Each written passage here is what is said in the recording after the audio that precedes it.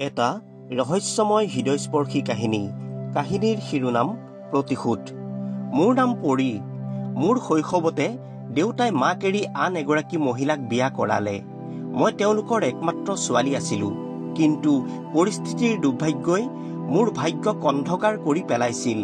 শিশুকালত সন্তানে পিতৃ মাতৃৰ পৰা যি মৰম চেনেহ আদৰ সাদৰ আশা কৰে, মোৰ জীৱনৰ বাবে সেইবোৰ অপৰিচিত হৈ পৰিছিল। দেউতাৰ পৰা আঁতৰি আহি মা আৰু মই মামা ককাৰ ঘৰত আছিলোঁ। কিন্তু মোৰ মামী আছিল এগৰাকী অতি দন্দুৰী মহিলা। মায়ে ঘৰৰ সকলো কাম কৰাৰ লগতে মোক পঢ়ুৱাবৰ বাবেই আনৰ ঘৰত কঠোৰ পৰিশ্ৰম কৰিছিল। তথাপিও মোৰ মামী সুখী হোৱা নাছিল আৰু যিকোনো খুঁত উলিয়াই মাক বেয়াকৈ কৈছিল। নিজৰ ভনীয়েকক দুৰ্ব্যৱহাৰ কৰা দেখিও পত্নীক এষাৰ কথাও মামাই কোৱা নাছিল। হয়তো মামায়ো আমাৰ দুয়োজনীকে সিহঁতৰ বোজা বুলি গণ্য কৰিছিল। মোৰ মায়ে ড্ৰয়িং কোঠাৰ টেবুলতে সজাই থোৱা ককা আইতা আৰু ভাই ভনীৰ পুৰণি ফটোখন লুকাই চুৰকৈ বহুবাৰ চাই থকা দেখিছিলোঁ। বোধহয় তেওঁৰ ভাই ভনীহঁতৰ শৈশৱকালৰ নিভাঁজ মৰমবোৰক স্মৰণ কৰি দুখ কৰিছিল আৰু কান্দিছিল। মোৰ এগৰাকী মাহী আছিল যদিও তেওঁ মোৰ মাৰ প্ৰকৃত ভনীয়েক নাছিল। মামা আইতাই তেওঁক তুলি লৈছিল আৰু হুবহু নিজৰ কন্যাৰ দৰেই ডাঙৰ দীঘল কৰিছিল।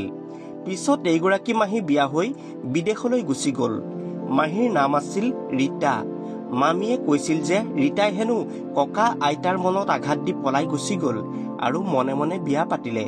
ককা আইতাই ইমান দিনে নিজৰ ছোৱালী হিচাপে তাইক তুলি ডাঙৰ দীঘল কৰিলে আৰু তাই প্ৰতাৰণাৰ কৰাৰ ফল হাতে হাতে পালে।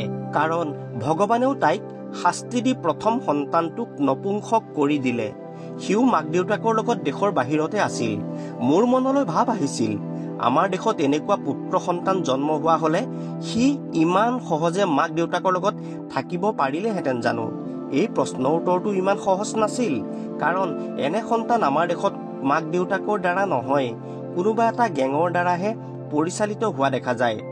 মই এজনী খুব ধুনীয়া আৰু মৰম লগা ছোৱালী বুলি সকলোৱে মোৰ সৌন্দৰ্যক প্ৰশংসা কৰিছিল। কিন্তু মোৰ মামাৰ ছোৱালীকেইজনী দেখাত বৰ ধুনীয়া নাছিল।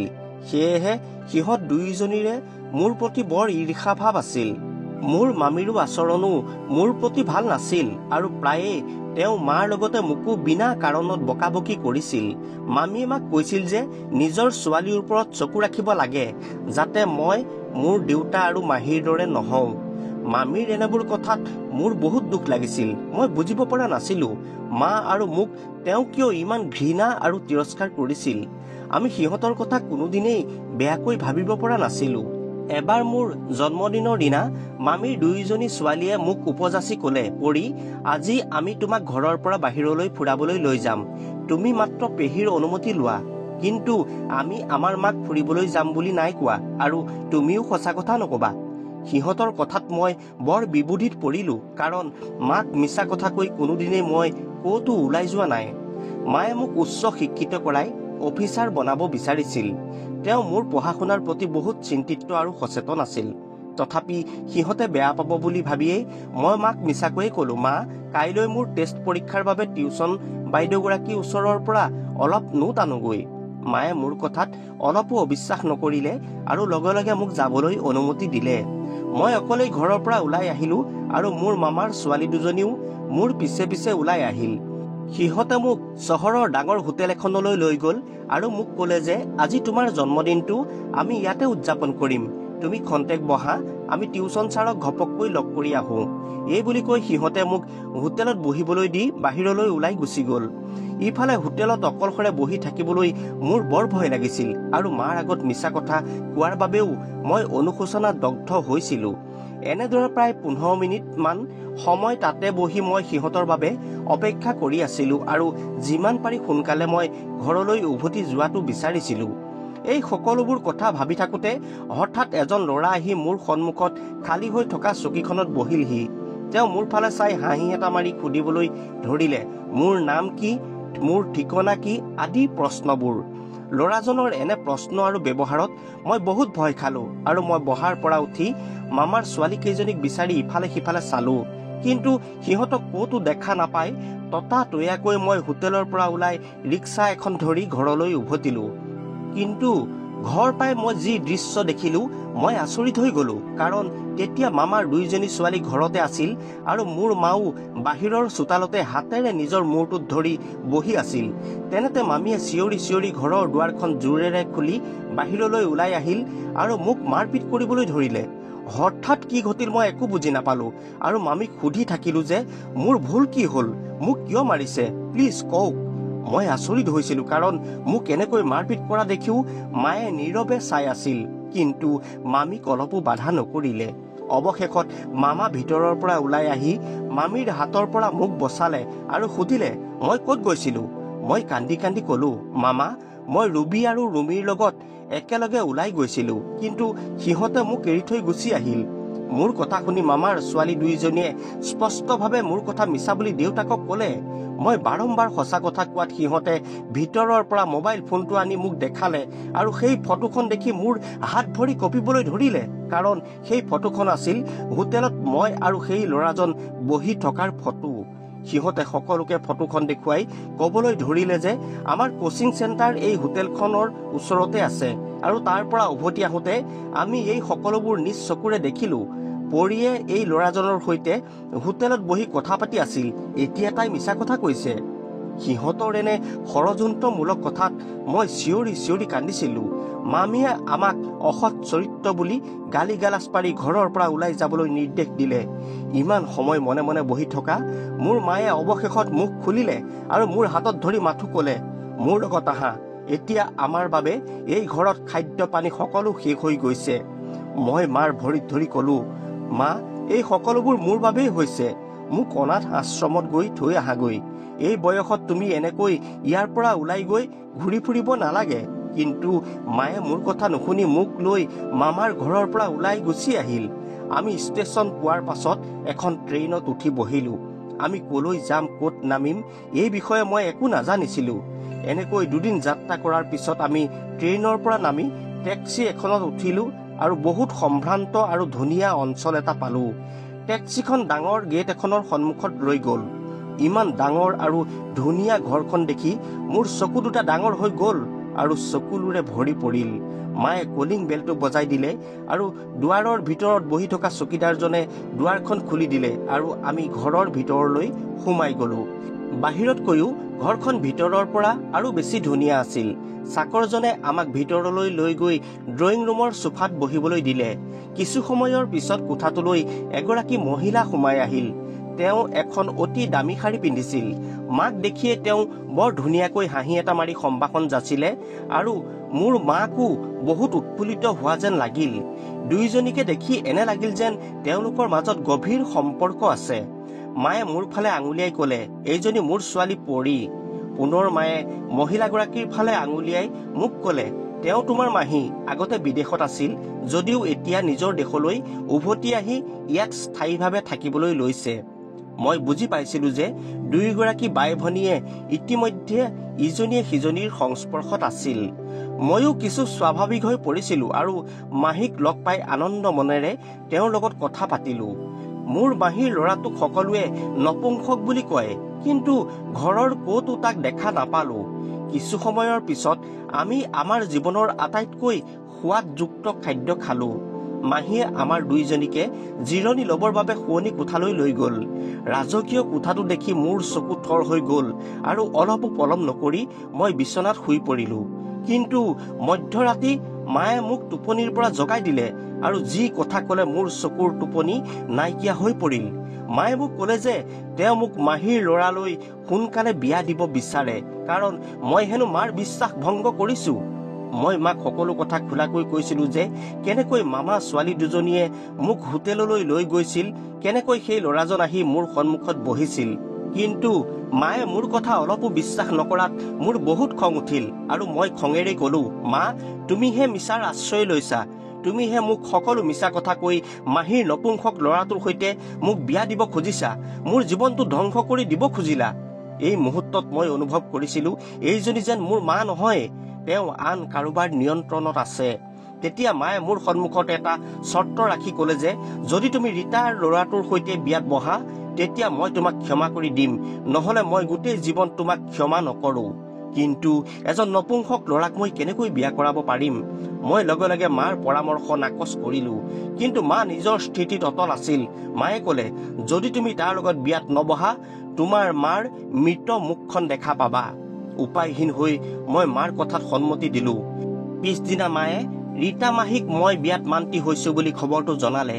এই কথাত মাহীও সুখী হৈ পৰিল আৰু মোক বহুত মৰম কৰিবলৈ ধৰিলে।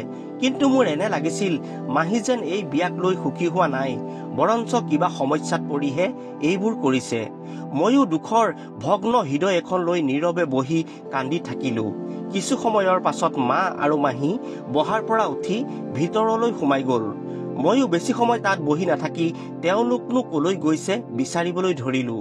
মই অনুভৱ কৰিছিলো যে মা আৰু মাহীয়ে নিশ্চয় কিবা গোপন আলোচনা কৰিছে। কিন্তু ইমান ডাঙৰ ঘৰ এটাত তেওঁলোকক বিচাৰি বিচাৰি পোৱাটো কঠিন হৈছিল। কিছু সময়ৰ পাছত হঠাতে দুৱাৰ খোলাৰ শব্দ এটা আহিল। মই নিজকে অলপ লুকুৱাই ৰাখিলো আৰু দেখিলো যে মাহীয়ে কেইবাটাও টকা ভৰ্তি বেগ মাক দিছে আৰু গাড়ীৰ চাবি এপাতো দিছে। মোৰ মাৰ মুখখন আনন্দত জিলিকি উঠিছিল। এতিয়া মই বুজিলো যে মোৰ মাহীয়ে মাক টকাৰে প্ৰলোভিত কৰি মোক নিজৰ নপুংসক পুত্ৰৰ সৈতে বিয়াত বহিবলৈ বাধ্য কৰিছিল। মোক ইমান বেয়াকৈ প্ৰতাৰণা কৰা মোৰ মালৈ বহুত খং উঠিল। মই তাৰ পৰা মনে মনে উভতি আহিলো। খন্তেক পাছতে মা মোৰ ওচৰলৈ অহাত মই খঙেৰে কলো, মা, মই তোমাৰ লোভ দেখিলো। তুমি টকাৰ লোভত পৰি নিজৰ ছোৱালীজনীকো বিক্ৰী কৰি দিলা। মায়ে ক'লে, ৰীতাহঁত বহুত ধনী আৰু আমাৰ কি আছে তুমি কোৱাচোন? এই টকাৰে মই এটা ঘৰ কিনিম, যিটো আমাৰ দুইজনীৰে বাবে এটা স্থায়ী ঠিকনা হ'ব। তাৰ পিছত তুমিও তাক বিয়া কৰাই তোমাৰ হাতৰ মুঠিত ৰাখিব লাগিব। মই মাক কলো যে মই কাকো ঠগিব নোৱাৰো। কিন্তু মায়ে চিধাই উত্তৰ দিলে, এই পৃথিৱীখনৰ মানুহবোৰে আমাক ঠগিছে আৰু বিনিময়ত আমি এনে কৰিবলৈ বাধ্য হৈছো। আগতেই মাহী ৰীতাই মোৰ হবলগীয়া স্বামীক মোৰ পৰা কাঢ়িলৈ গুচি গল আৰু দুয়োটাই পলাই গৈ বিয়া পাতিলে। মোৰ মা দেউতাই ৰীতাক নিজৰ ছোৱালীৰ দৰে ডাঙৰ দীঘল কৰিছিল। কিন্তু তাই আমাৰ সকলোকে প্ৰতাৰণা কৰিলে আৰু মোৰ ভালপোৱাক কাঢ়িলৈ গুচি গল। এই দুখত মোৰ মা দেউতাও বহুত ভাগি পৰিল আৰু মা এই সংসাৰৰ পৰা চিৰদিনৰ বাবে আঁতৰি গুচি গল। আজি ৰীতাৰ যি আছে এই সকলো মোৰ হবলৈ গৈ আছিল, কিন্তু তাই মোৰ সৰ্বস্ব কাঢ়ি নিলে। পিছত তোমাৰ দেউতাইও মোক বেয়াকৈ প্ৰতাৰণা কৰিলে। এতিয়া জীৱনে আমাক এটা সোণালী সুযোগ দিছে, গতিকে এই সুযোগ মই হেৰুৱাব নোখোজো। মই মাক কলো, এই সকলোবোৰ মানুহে ভুল কৰিছে সঁচা, কিন্তু তুমি এতিয়া যি কৰি আছা সেই কৰ্মই তেওঁলোক আৰু আমাৰ মাজত একো পাৰ্থক্য ৰখা নাই।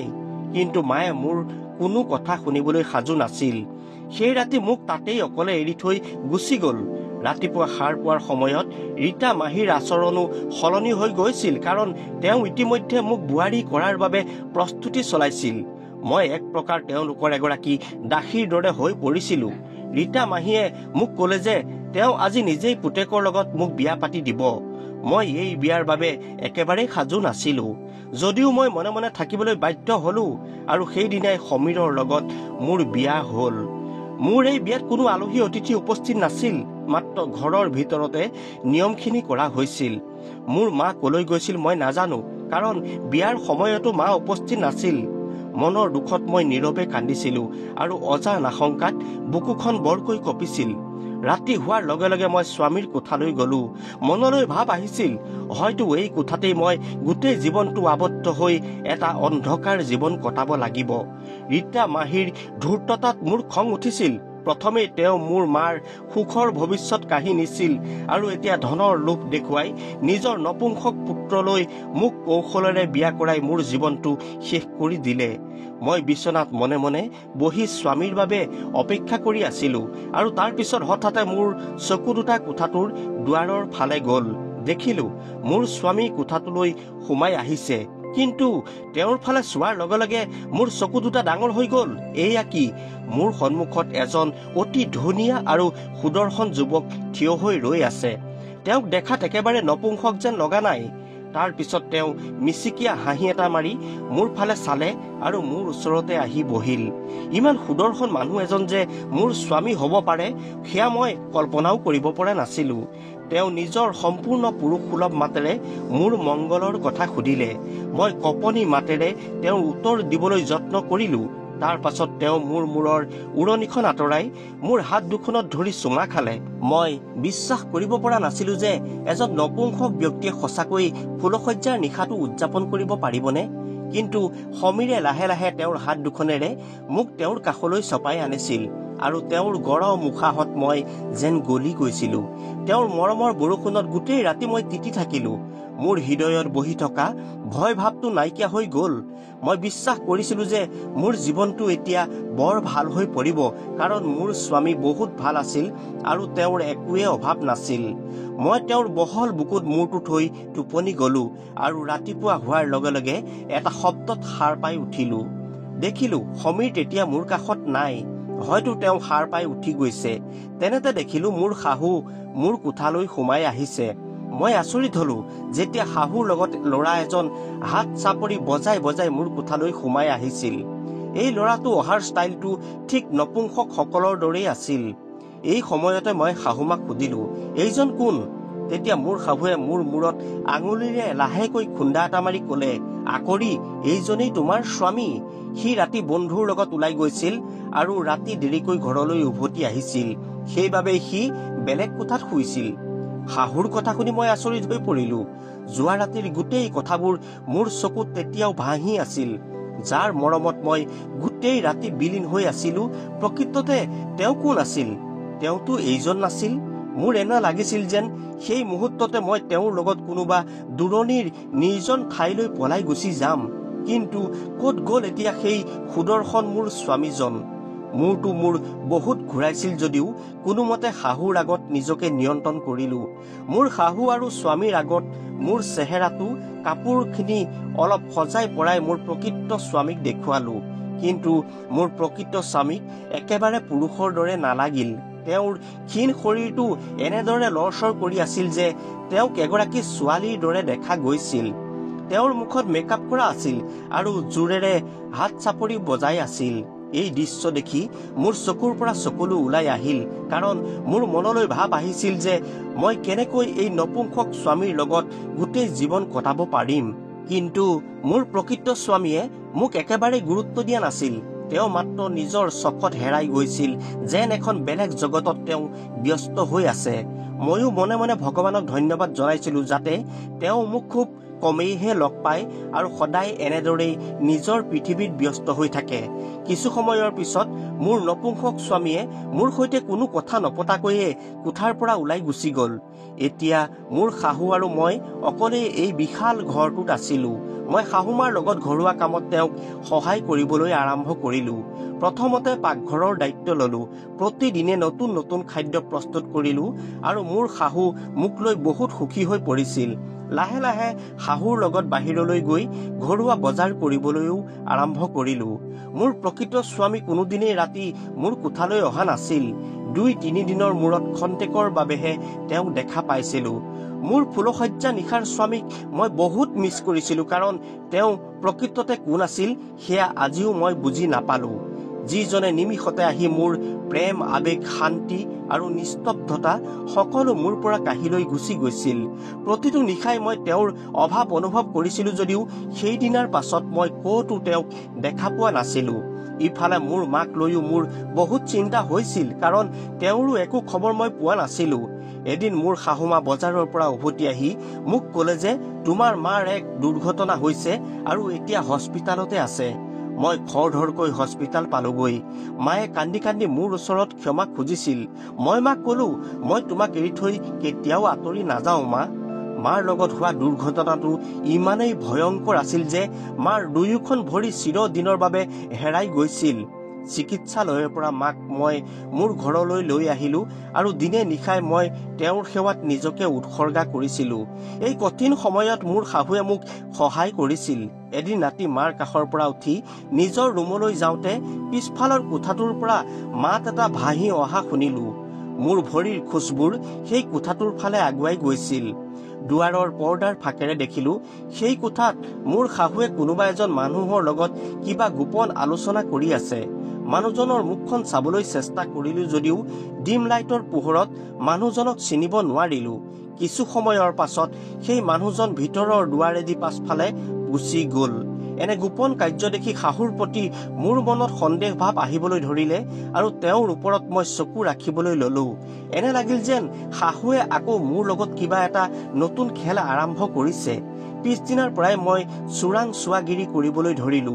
পিছদিনা মাজনিশা মোৰ শাহুক সেই কোঠাটোলৈ পুনৰ যোৱা দেখিলো। ময়ো মনে মনে তেওঁৰ পিছে পিছে গৈ দেখিলো যে শাহুৱে আকৌ সেই কোঠাটোলৈ সোমাই গৈছে।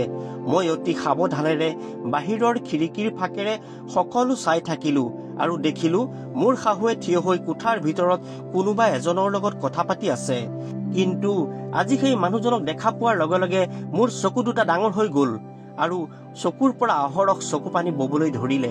কাৰণ সেই মানুহজন আন কোনো নহয়, তেওঁ আছিল মোৰ বিয়াৰ ফুলসজ্জাৰ নিশাৰ সংগী স্বামীজন, যাক মই প্ৰাণ ভৰি দেহ মন উজাৰি মৰম দিছিলো, যাক মই হৃদয়েৰে স্বামী বুলি মানি লৈছিলো।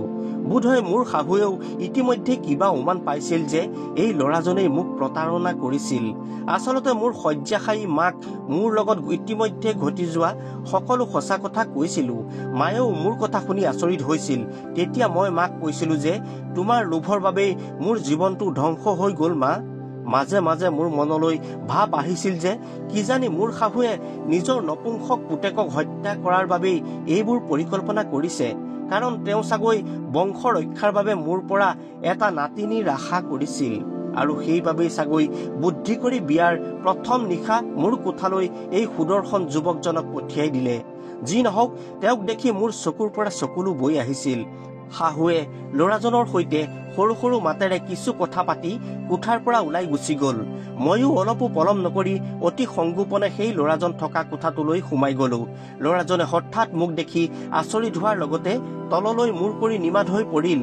মই চিধাই ল'ৰাজনক সুধিলো, তুমি কোন আৰু এই ঘৰখনৰ লগত তোমাৰ কি সম্পৰ্ক? প্ৰথমে মোক দেখাৰ পিছত সি অলপ নাৰ্ভাছ হৈছিল যদিও মুখত মিচিকিয়া হাঁহি এটা মাৰি মোৰ ফালে আগুৱাই আহিল। সি মোৰ ওচৰ চাপি মোৰ হাতত ধৰিবলৈ লওঁতেই মই তাক ঠেলি আঁতৰাই দিলো আৰু কলো, সাৱধান, মোৰ ওচৰ চাপিবলৈ চেষ্টা নকৰিবা। বিয়াৰ প্ৰথম নিশাই তুমি মোক প্ৰতাৰণা কৰি মোৰ সৰ্বস্ব কাঢ়ি ললা। আজি তুমি মোক তেনেকুৱা একো কাম কৰিব নোৱাৰা। যদি তুমি মোক বলেৰে স্পৰ্শ কৰিবলৈ চেষ্টা কৰা, মই তোমাক মাৰি পেলাম। কিন্তু সি মোৰ বাধাক ভয় কৰা নাছিল, বৰঞ্চ মোৰ কাষলৈ চাপি আহি মোৰ মুখত হাত থৈ কলে, প্লিজ পৰী, এতিয়া মোক একো নকবা। তুমি মোৰ জীৱনৰ প্ৰথম প্ৰেম আৰু তুমি সদায় মোৰ। মই তোমাক বহুত ভাল পাওঁ আৰু তোমাৰ অবিহনে মই জীয়াই থাকিব নোৱাৰো। মই নিজকে নিয়ন্ত্ৰণ কৰি তেওঁৰ কাষৰ পৰা আঁতৰি আহিলো, কাৰণ তেওঁ মোৰ প্ৰকৃত স্বামী নাছিল। ক্ষোভ আৰু দুখত মই কান্দি কান্দি কলো, তুমি মোৰ জীৱনলৈ কিয় আহিলা? প্ৰথমেই তুমি মোক প্ৰতাৰণা কৰি হৃদয়খন ভাঙি চুৰমাৰ কৰি দিলা। মোৰ স্বামীৰ বেশত বিয়াৰ প্ৰথম ৰাতি মোৰ কাষলৈ আহি মোক বহুত মিছা সপোন দেখুৱালা। কিন্তু মই গম পোৱা নাছিলো যে এনেদৰে এদিন মোৰ জীৱনটো নৰকলৈ পৰিণত হব। কিন্তু এতিয়া মই এজন নপুংসক স্বামীৰ পত্নী। মই মাথো এনেকৈয়ে হুমুনিয়া কাঢ়ি এটা অন্ধকাৰ জীৱন কটাব লাগিব। তেওঁ খৰধৰকৈ আগবাঢ়ি আহি মোৰ চকুপানী মচি কলে, তোমাৰ চকুত চকুপানী দেখিলে মই বৰ কষ্ট পাওঁ পৰী, আৰু দুদিনৰ মানৰ পাছত সকলো ঠিক হৈ যাব। তুমি অলপো চিন্তা নকৰিবা। মই উত্তেজিত হৈ চিঞৰি চিঞৰি তাক কলো, কোৱা তুমি কোন? এই ঘৰৰ লগত তোমাৰ সম্পৰ্ক কি? নহলে এই মুহূৰ্তত মই নিজকে শেষ কৰি পেলাম। ল'ৰাজনে হয়তো মোৰ উগ্ৰ ৰূপ দেখি বহুত ভয় খাইছিল। তেওঁ ভয়ে ভয়ে উত্তৰ দিলে যে তেওঁৱেই এইখন ঘৰৰ একমাত্ৰ ল'ৰা আৰু মোৰ স্বামী। ল'ৰাজনৰ কথা মই তিলমানো বিশ্বাস কৰিব পৰা নাছিলো, কাৰণ মই জানিছিলো যে মোৰ শাহুমাৰ এজনেই ল'ৰা আৰু তেওঁ হল নপুংসক। মই তেওঁক চিঞৰি চিঞৰি কলো, বেইমান, ঠক, মিছা কথা কৈ মোৰ জীৱনটো শেষ কৰিবলৈ তই ক'ত অধিকাৰ পালি? এই মুহূৰ্তত সঁচা কথা নকলে মই? তেনেতে পিছফালৰ পৰা মোৰ শাহুমাৰ মাত শুনিলো। শাহুৱে খৰধৰকৈ মোৰ কাষলৈ আহি মোৰ গাত ধৰি শান্তভাৱে কলে, হয় বোৱাৰী, এইজনেই মোৰ ল'ৰা, যাক মই ইমান দিনে তোমাৰ পৰা লুকুৱাই ৰাখিছিলো। মই শাহুক সুধিলো, কিন্তু তোমাৰ ল'ৰাজন সেই নপুংসক জনহে বুলি তুমি কৈছিলা? তাৰ পিছত মোৰ শাহুৱে মোক গোটেই সত্য কথাখিনি কলে। শাহুৱে মোক কলে, মোৰ মা আৰু তোমাৰ মামা আইতা দুইজনী বহুত ঘনিষ্ঠ বন্ধু আছিল। মোৰ দেউতাৰ মৃত্যুৰ সময়ত মোৰ বয়স মাত্ৰ 2 বছৰ আছিল আৰু মায়ে মোক এৰি পুনৰ বিয়া হৈ গুচি গ'ল। তোমাৰ মামা আইতাই মোক তুলি লৈছিল। মোক নিয়াৰ আগতেই তোমাৰ মামা আইতাৰ এগৰাকী কন্যা সন্তান আছিল, যিগৰাকী হ'ল তোমাৰ মা চুমি, আৰু তেওঁ মোতকৈ 2 বছৰমান ডাঙৰ আছিল। আমি দুয়োজনী প্ৰকৃত বাই ভনীৰ দৰেই হাঁহি ফূৰ্তিৰ মাজেৰে সময়বোৰ পাৰ কৰিছিলো, আৰু লাহে লাহে এসময়ত আমি দুয়োজনী গাভৰু হৈ পৰিলো। চুমি মোতকৈ ডাঙৰ আছিল, সেয়েহে তাইৰ বিয়াখন ককা আইতাই মোতকৈ আগতেই ঠিক কৰিলে। কিন্তু চুমিক চাবলৈ অহা ল'ৰাজনে চুমিৰ পৰিৱৰ্তে মোৰ প্ৰতিহে বেছি গুৰুত্ব দিছিল, আৰু কিয় জানো মোৰো তেওঁক বহুত ভাল লাগিছিল। পিছদিনা সেই ল'ৰাজন মানে পল্লৱে তোমাৰ ককা আইতালৈ খবৰ দিলে যে মই আপোনালোকৰ সৰু ছোৱালীজনীকহে বিয়া কৰাব বিচাৰো। তেওঁৰ এই কথা শুনি পৰিয়ালৰ সকলো সদস্যই মোৰ বিৰোধিতা কৰিলে। সকলোৱে ভাবিলে যে চুমিৰ হ'বলগীয়া ভাবি স্বামীক ময়ে বুদ্ধি কৰি পতালো, যাৰ বাবে ঘৰৰ সকলোৱে মোক ঘৃণাৰ চকুৰে চাবলৈ ধৰিলে, আৰু 2টি সন্তানৰ পিতৃ এজন অবিবাহিত মানুহ এজনলৈ মোক গোপনে বিয়া দিবলৈ প্ৰস্তুতি চলালে। কিন্তু মই তেওঁলোকৰ এই কথাত কোনো পধ্যেই মান্তি নহলো। পৰিয়ালৰ সকলো সদস্যই মোক কৈছিল যে তুমি আমাৰ ঘৰখন ধ্বংস কৰি পেলালা। যদি তুমি এইজনৰ সৈতে বিয়াত নবহা তেন্তে তুমি তোমাৰ নিজৰ মাৰ ঘৰলৈ গুচি যোৱা। কিন্তু সেই সময়ত মোৰ থাকিবলৈ কোনো ঘৰ নাছিল। মোৰ ককা আইতা সকলো ঢুকাইছিল। ইপিনে পল্লৱৰ অবিহনে মই জীয়াই থাকিব নোৱাৰা হৈ পৰিলো, কাৰণ আমাৰ দুয়োৰে মাজত প্ৰেমৰ সম্পৰ্ক অতি গভীৰ হৈ পৰিছিল। শেষত পল্লৱ আৰু মই সিদ্ধান্ত ললো যে আমি পলাই গৈ বিয়া হ'ম, আৰু এইদৰেই এদিন মই পল্লৱৰ লগত পলাই গুচি আহিলো। কিছু দিনলৈকে ঘৰৰ সকলোৱে আমাৰ ওপৰত খং কৰিছিল যদিও লাহে লাহে আমাৰ মাজত অহা যোৱা আৰম্ভ হৈছিল। মোৰ প্ৰথম সন্তান জন্ম হোৱাৰ সময়ত তোমাৰ মা চুমি মোৰ ঘৰত থাকিবলৈ আহিছিল, কিন্তু মই নপুংসক সন্তান জন্ম দিয়া বুলি তাই গোটেই পৰিয়ালটোত প্ৰচাৰ কৰি দিলে, আৰু সকলোৱে সঁচা বুলি মানি ললে। কিন্তু মই আৰু স্বামী পল্লৱে মোৰ ল'ৰাটো সুস্থ বুলি কলো যদিও আমাৰ কথা মিছা বুলি সকলোৱে ভাবিছিল। তাৰ পিছত মই আৰু পল্লৱ মানুহৰ বিভিন্ন কথা শুনি শুনি বিৰক্ত হলো, আৰু এই দেশ এৰি বিদেশলৈ আমি গুচি গলো। কিন্তু তেতিয়াও মই তোমাৰ মা চুমিৰ সৈতে বিভিন্ন ঘৰুৱা কথা বতৰা পাতি আছিলো আৰু খা খবৰ লৈ আছিলো। এইটো সঁচা যে মোৰ ল'ৰাটো যে এটা সুস্থ ল'ৰা আৰু সি ভালে আছে, এই কথা কেৱল তোমাৰ মায়েহে জানিছিল। তথাপিও তোমাৰ মায়ে বাহিৰত মই এটা হিজিৰা সন্তান জন্ম দিছো বুলি তেওঁ প্ৰচাৰ কৰিছিল। আচলতে তোমাৰ মায়ে অতীতৰ প্ৰতিশোধৰ জুইত জ্বলি আছিল, আৰু সেইবাবে মোৰ ল'ৰাৰ লগত তোমাৰ সম্পৰ্ক ঠিক কৰি দিছিল। কিন্তু বিনিময়ত তেওঁ মোক 50 লাখ টকা ধন দাবী কৰিছিল। মাৰ এনে চক্ৰান্তত ময়ো বৰ অসহায় হৈ পৰিলো, কাৰণ মোৰ ল'ৰাটোৱে তোমাক দেখাৰ লগে লগে তোমাৰ প্ৰেমত বেয়াকৈ পৰিছিল। সি মোক দৃঢ়তাৰে কৈছিল যে সি বিয়া কৰালে কেৱল পৰীক মানে তোমাকহে বিয়া কৰাব। এই কথাত মই বহুত চিন্তিত হবলৈ ধৰিলো, কাৰণ মোৰ এটা ধাৰণা আছিল যে চুমিয়ে যেতিয়া ইমান ধন সম্পত্তিৰ লোভীয়া নাৰী, তেন্তে তুমিও নিশ্চয় তেনেকুৱাই হবা। আচলতে এই বিয়াখন হবলৈ দিবৰ বাবে মোৰ একেবাৰে ইচ্ছা নাছিল যদিও সমীৰৰ আকুৰগোজ মনোভাৱৰ বাবেই মই সকলো কথা মানি লবলৈ বাধ্য হলো। সমীৰক মই বুজাই দিছিলো যে প্ৰথমে তুমি ছোৱালীজনীক বুজি লোৱা আৰু তাৰ পিছত বিবেচনা কৰিবা। কিন্তু ইমান বুজনিৰ পাছতো সমীৰ তোমাৰ কোঠালৈ গৈছিল, কাৰণ সি তোমাক পাবৰ বাবে ব্যাকুল হৈ পৰিছিল। হয়, মই তাক বিয়াৰ প্ৰথম নিশাই তোমাৰ ওচৰলৈ যাবলৈ দিলো এটা চৰ্তত, যাতে তুমি বিএ চূড়ান্ত পৰীক্ষাত উত্তীৰ্ণ নোহোৱালৈকে সি কেতিয়াও তোমাৰ সন্মুখলৈ যাব নোৱাৰিব। ইপিনে তোমাক দেখাবলৈকে সেই নপুংসক ল'ৰাজনক মই টকা দি আমাৰ ঘৰলৈ মতাই আনিছিলো। আচলতে মই চাব খুজিছিলো যে তুমিও তোমাৰ মাৰ দৰে ধূৰ্ত আৰু ধন সম্পত্তিৰ লোভীয়া হয় নেকি। কিন্তু মোৰ বিচাৰ আৰু ধাৰণা ভুল আছিল। তুমি সঁচাকৈ বহুত ভাল। তুমি মোৰ বহুতেই যত্ন লৈছা। তোমাৰ মনত কেতিয়াও মই কোনো লোভ দেখা পোৱা নাই। সঁচাকৈ পৰি, তুমি তোমাৰ পৰীক্ষাত উত্তীৰ্ণ হৈছা। তুমিয়ে মোৰ মৰমৰ বোৱাৰী। চিনেমাৰ সংলাপৰ দৰে মোৰ শাহুৱে কৈ যোৱা অনৰ্গল কথাবোৰ শুনি মোৰ চকুৰ পৰা চকুলো বৈ আহিছিল। মোৰ ভাগ্যখন যে ইমান ভাল হ'ব পাৰে সেয়া মই বিশ্বাস কৰিব পৰা নাছিলো। মোৰ স্বামী সমীৰ আৰু শাহুৱে তেওঁলোকে কৰা ভুলৰ বাবে মোৰ ওচৰত ক্ষমা খুজিছিল, আৰু মই তেওঁলোকক ক্ষমা কৰি দিছিলো। শাহুমায়ে মোক আৰু সমীৰক অকলে কোঠাত এৰি কোঠাৰ পৰা ওলাই গল। সমীৰে দৌৰি আহি মোক বুকুৰ মাজত সাৱটি লৈছিল, আৰু এইবাৰ ময়ো তেওঁৰ কোলাৰ পৰা ওলাই আহিবলৈ চেষ্টা কৰা নাছিলো। এতিয়া মই মোৰ স্বামী সমীৰৰ লগত থাকোঁ আৰু সকলোৱে আমাৰ দম্পতীক ভূয়সী প্ৰশংসা কৰে। কিছুদিনৰ পিছত মোৰ মায়েও এই পৃথিৱী এৰি থৈ গুচি গ'ল। ময়ো সুখী হৈছিলোঁ যে অন্ততঃ মৃত্যুৰ আগমুহূৰ্তত মায়ে নিজৰ ভুল কৰ্মৰ বাবে অনুতপ্ত হৈ সকলোৰে ওচৰত ক্ষমা খুজিবলৈ সুযোগ পাইছিল। প্ৰিয় শ্ৰোতা বন্ধু বান্ধৱীসকল, প্ৰতিশোধ গল্পৰ কাহিনীটো আপোনালোকৰ কেনে লাগিল মতামত আগবঢ়াব। এইখিনিতে আপোনালোকলৈ অনুৰোধ, যিসকলে এতিয়াও চেনেলটো ছাবস্ক্ৰাইব কৰা নাই ছাবস্ক্ৰাইব কৰি ল'ব। সকলোকে ধন্যবাদ জনালোঁ।